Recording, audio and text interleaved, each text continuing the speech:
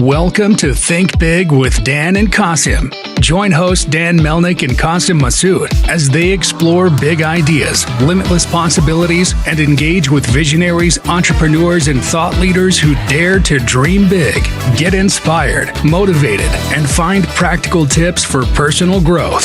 Think big, dream bigger, and ignite your potential.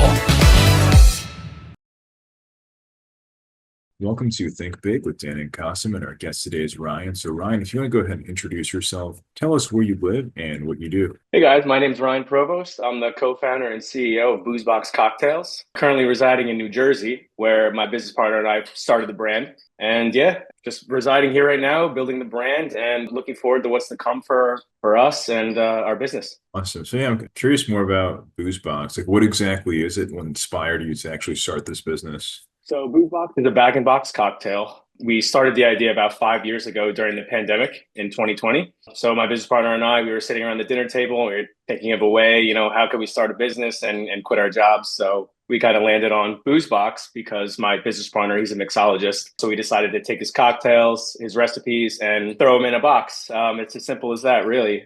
We got the idea from a wine box because we had a wine box in our fridge at the time. So that kind of led to the inspiration of BoozBox. We do have other plans to, take the 1.75 liter that we have and bring them to smaller sizes. So the bag-in-box initially, conceptualized from, like I said, the wine box, the bigger kind of 1.75 liter. Yeah, and then I'm curious. I know that we spoke a bit before the show, but and you were talking about kind of this whole process, right? Because it wasn't like you had this idea and then you launched. So what did that, if you can just, kind of expand on that process of getting, from that idea to actually going and launching this product?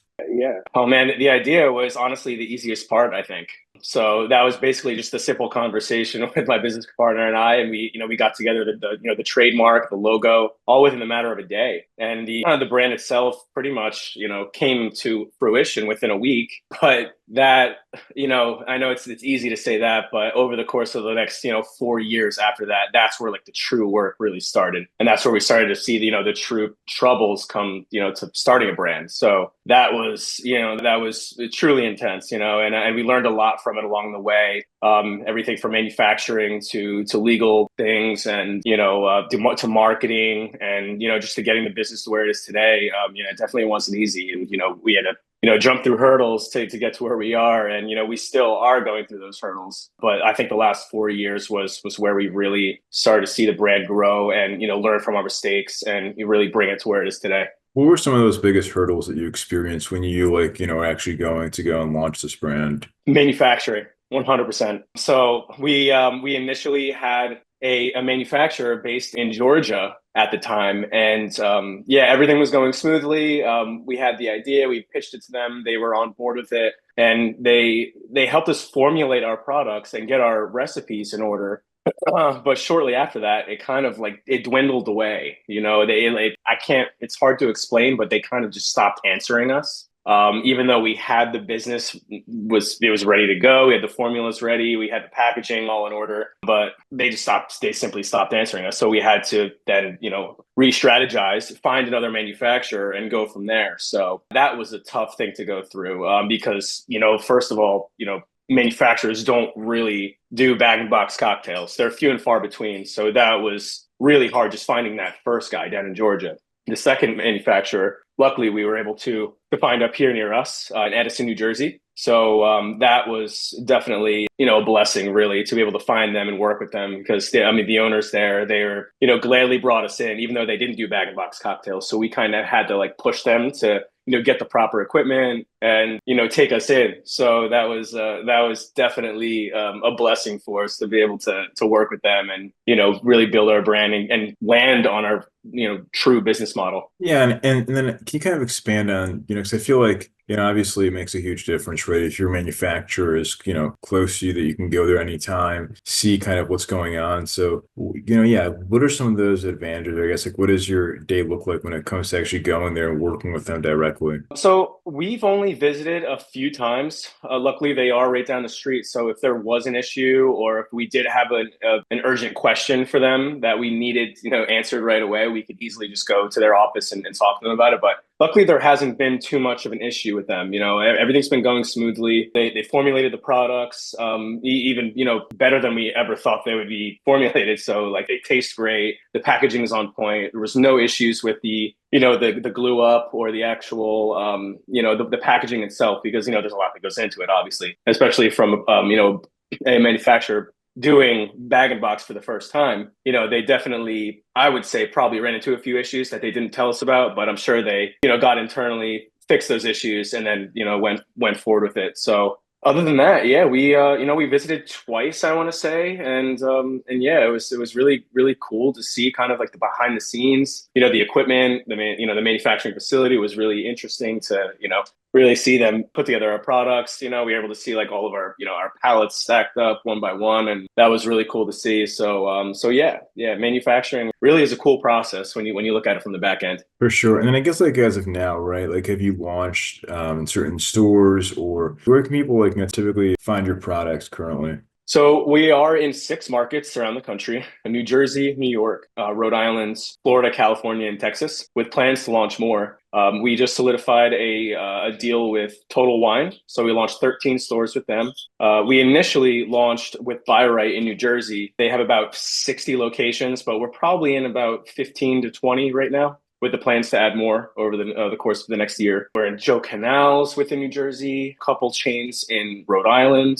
But right now, Total Wine is our biggest account. Luckily, they've been getting their reorders in. We've been, working closely with them, doing the tastings and whatnot. So that's been super helpful. So in terms of those tastings, right? Like do you do them yourself, or do you have a team? Like how do you actually make sure that, people doing like the tastings are really like representing your brand like in the best way? So initially, Norman and I, my business partner, we were doing the tastings ourselves. So we were going in, opening up accounts in New Jersey, going door to door pretty much, pitching our product, getting it on the shelf, and doing the tastings ourselves. So as you can imagine, that was an insane time for us. And sometimes we still do it. Sometimes we'll still hop into a New Jersey store and do a tasting if we really need to. But right now we've been outsourcing our marketing teams, and we've been getting, tasting people to these various accounts within New Jersey. And we've generally been having them focus on the Total Wine accounts for now, just because the Total Wines around the country, it's not going to be, it's kind of hard for Norman and I to be there, obviously. So what they do is they outsource their teams, their brand reps for these tastings, and we have them take pictures. We have them send us recaps. And yeah, that's kind of how we know that they're doing the job, and they're not just, lying to us and saying that they're sending somebody there, but they've been fine with it. So everything's been working out great with these teams. So in terms of like that whole process, obviously, especially in the beverage category, liquid to lips is super important, right? So how much does that actually help to, be in those stores and get people to sample the products as much as possible? Super important. I think it's one of the most important things to date with, especially when starting a beverage brand. Because if you don't do the tastings and you don't really put in the effort to support the brand, then the product's just going to sit on the shelf. So, to maximize that ROI and to get that sales volume really amplified, do the tastings, do the marketing, spend those couple extra dollars for that process, and you'll see a good return. So in terms of your goal with the brand, I mean, obviously with the boxes, retail, I'm sure, is your biggest push, but are you looking at more channels, in the future, whether it's like being in restaurants, things like that? What is kind of like your goal in terms of where you actually see this product? So this is going to mainly be an off-premise play in my eyes. Although we do have plans to, work with other on-premise accounts. We do work with several right now. They are doing well, but it's more of a summertime play for the on-premise accounts. We are in an account right now they're called Pier 13 in Hoboken. And last summer they did about $100,000 in sales. And yeah, it worked out great. But unfortunately, it is only a summertime place. It's outdoor. It's on the water in Hoboken. Nice view of the city, so it gets a ton of traffic. So we were lucky to land that account and have them as a partner. They wrapped the tables there. They got the branding all set up there, really nice. So that was huge for us to begin. Our partnership with an on-premise brand was massive. So that was good. If we can get more accounts like that around the country, I think that people will start to catch on and realize that, boxed cocktails really are a thing. And, it's not just about the canned cocktails out there. So that's kind of where we are, and that's kind of why I admire where we are in the process of this brand, because there's not much in the way of boxed cocktails. We have competition like BeatBox and BuzzBox and a few others that not many people know. So I think there's a lot of white space to fill for us in that category. For sure. So you see yourselves as more of like when we're talking about food service, it's more like a play at like a bar, like a summer bar with like a pool or something, and somebody's ordering them like by the pool, essentially.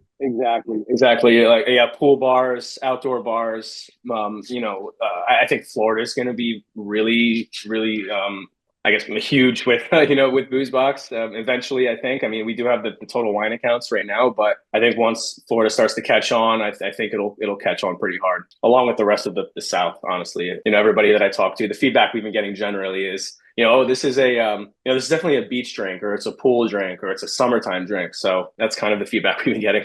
Do you view it as something that could be at like, sporting events, like, baseball games, things like that?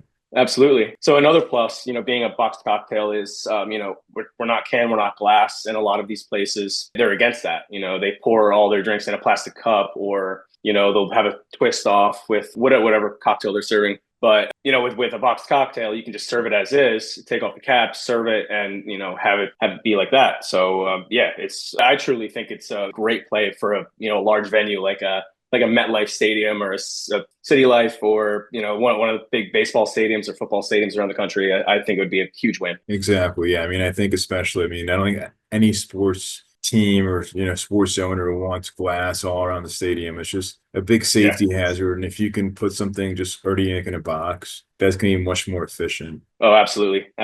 And then obviously now we're in Q1, right, of 2025. So what are some of your biggest goals and objectives for this year? So one of our main goals is to launch the Tetra Pak. Tetra Pak is a smaller single serve. So right now we're in the 1.75 liter. It serves about 14 cocktails. And the Tetra Pak is a 500 ml, which serves about 3 cocktails. So if we're able to launch that around Q2, Q3, I'll be happy. And, I really hope that happens, because, that's kind of where the money is made. And that's kind of where the true sales velocity happens. Well, we are seeing good volume with the 1.75 liter, but, I hear stories, and, I just see what BeatBox and other brands like that have done with that size, and just being at a lower price point. I think that's going to be really huge for the brand. So we're looking forward to that. Other plans we have are we plan to add more flavors. So probably around 2 to 3 more. My business partner is working on the recipes for that currently. So I hope to at least get one of those flavors, if not all 3. So we'll see about that. We do plan to work with additional markets. So that being New Hampshire, Georgia, Colorado, a few others.